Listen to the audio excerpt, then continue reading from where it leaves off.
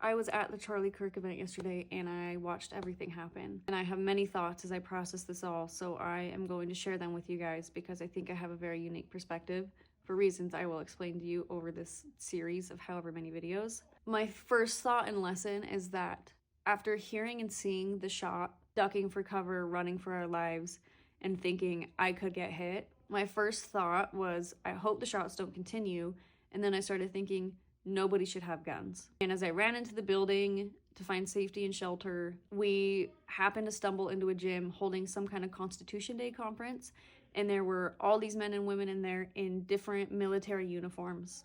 And I immediately felt safer, and my second thought was, I'm so glad somebody in here might have a gun. I realized in that moment the problem is not guns, and the answer is not gun control. The problem is bad people who have guns, and the answer is good people who have guns to protect people. I can completely understand why after tragedies like this, especially people who have experienced, I can completely empathize with and understand why they would go full-fledged into advocating for gun control. I totally get that. They feel real, valid emotions, and they have a genuine desire to prevent that from happening to anybody else, and that is a good thing. However, I do think that it's an emotionally based solution. People need to use logic, turn down the volume on their emotions, and regulate their nervous system so they can think things through, look at the data, look at the facts, and then discover a way to prevent these things from happening without just demonizing the weapon used. Any weapon could have been used. Someone could have drove a truck through it. Are we going to ban all trucks? No, of course not.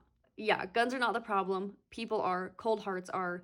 Marketing that runs off of rage bait and controversy is also a problem. Mental illness is a problem. Hatred is a problem.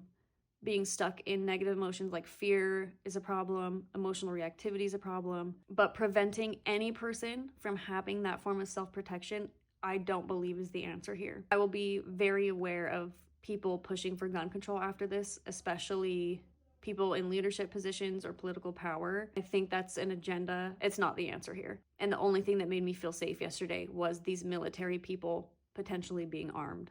Definitely thought that was worth sharing.